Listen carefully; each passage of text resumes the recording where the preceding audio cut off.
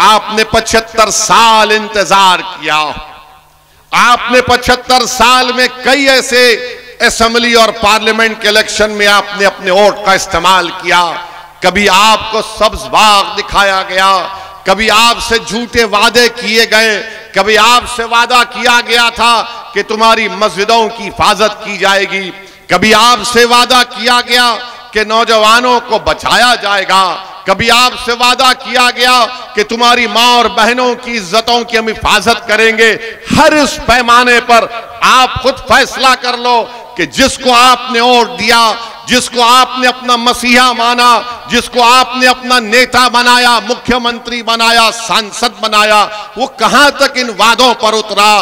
कभी अपने महल्लों में झांक कर देख लो कि क्या तुम्हारे घरों के अतराफ में, क्या आपके घर के अतराफ में अपने बच्चियों को पढ़ाने के लिए कोई स्कूल का माकूल इंतजाम है। कभी अपनी आंखों से देखो कि क्या तुम्हारे जिस महल्लों में तुम रहते हो वहां पर साफ पीने का पानी तुमको मुहैया किया जाता है। मेरे अजीज दोस्तों और बुजुर्गों, मैं जिम्मेदारी के साथ कह रहा हूं कि इन मसाइल पर कोई बात नहीं करता।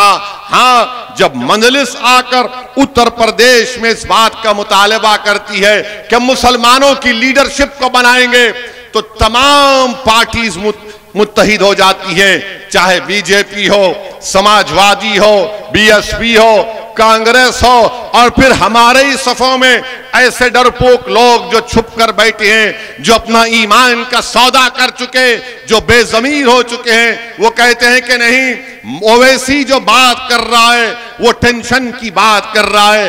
अरे मैं तुमसे पूछना चाह रहा हूं, मैं जमहूरियत को मजबूत करने की बात कर रहा हूं, मैं अपने वोट की कीमत और अहमियत को उसूल करने की बात कर रहा हूं, मैं ईमान को बेचने की नहीं, मैं ईमान की हिफाजत की बात कर रहा हूं, मैं मुस्तकबिल को रोशन करना चाहता हूं। यह मजलिस इत्तेहादुल मुस्लिमीन का पैगाम और नस्बुल-ऐन रहा है। मेरे अजीज दोस्तों और बुजुर्गों, इस सियासी पैगाम को आपको समझना है। मजलिस के मुखालिफिन चाहे वो संघ परिवार के हों, अब ये संघ परिवार में भी एक आरएसएस ने मुस्लिम राष्ट्रीय मंच बनाया। मुस्लिम राष्ट्रीय मंच बनाकर उत्तर प्रदेश के मुसलमानों के पास जाकर उनसे कहते हैं कि आप क्यों लड़ना चाहते बीजेपी से, क्यों खामखा उनसे लड़ना चाहते हैं, आइए बैठकर बात कर लेंगे और इनको वोट डालिए।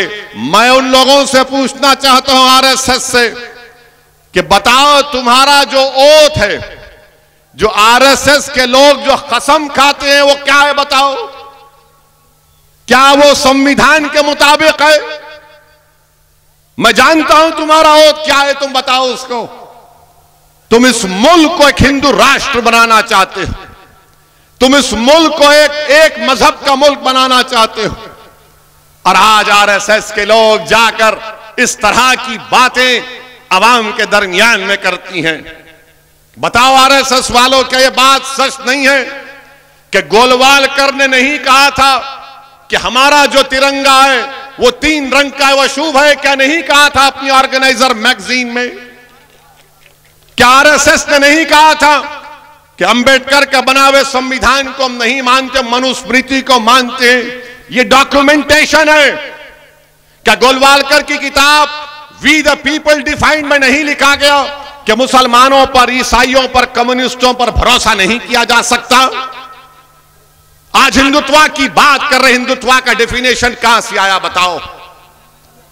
1980 तक कोई एक आरएसएस का लीडर का एक बयान बता दो जहां पे लफ्ज हिंदुत्व इस्तेमाल हुआ। श्यामा प्रसाद मुखर्जी से दीनदयाल उपाध्याय से लेकर 1980 के जमाने में सावरकर की हिंदुत्व की लिखी हुई किताब को लेकर हिंदुत्व की बात रखी गई। हिंदुत्व के माने क्या है जो सावरकर ने लिखे?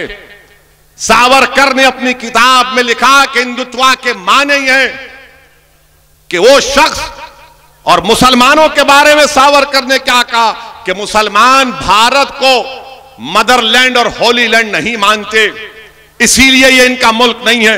ये हिंदुत्व के माने सावरकर ने अपनी किताब में लिखे।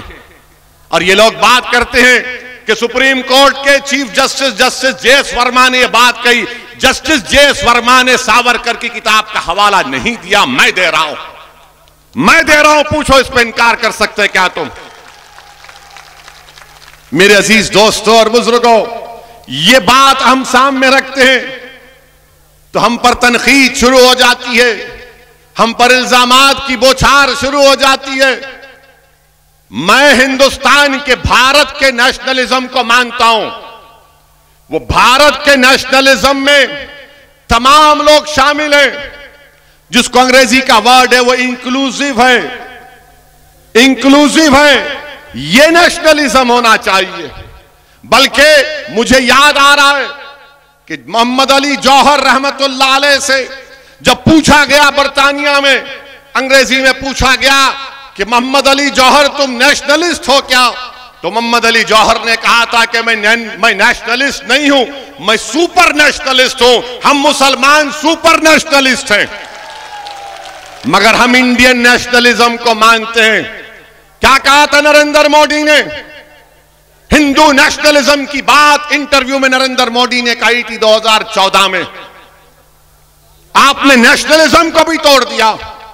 मेरे अजीज दोस्तों और बुजुर्गों, हद तो यह हो गई कि एक मोहतरमा को हमारा हाईएस्ट सिविलियन अवार्ड दिया गया। वो मोहतरमा टीवी के इंटरव्यू में कहती हैं कि देश को आजादी 2014 में मिली, 2014 में मिली। नहीं, थालियां मारने के लिए नहीं, सोचने बता रहा हूं। देखो आप, अगर वो बात मुसलमान कहता तो अब तक उस पर यूएपीए लग जाता। अगर वो बात मुसलमान कहता तो यूएपीए लग जाता। उसको जेल में डालने से पहले पुलिस स्टेशन में ले जाकर उसके घुटने के बाजू हजरत पुलिस एक छोटी सी गोली मारती उसको और बोलते तूने गद्दारी की।